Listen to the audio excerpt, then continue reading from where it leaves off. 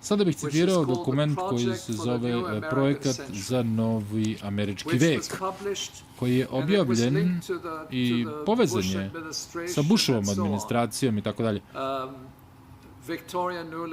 Victoria Nuland i njen muž su bili iza njega, ali taj dokument je u stvari pentagonski dokument i u njemu piše sledeće. Sjedinjene države će voditi simultane ratove u raznim delovima sveta i pobedit će.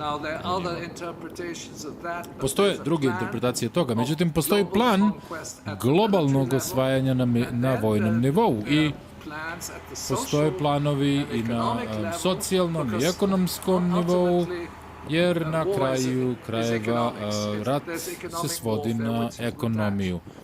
Postoji ekonomski rat koji je pridružen klasičnom ratu i onda uništenje civilnog društva i stvaranje konflikata unutar zemalja koje osvajate.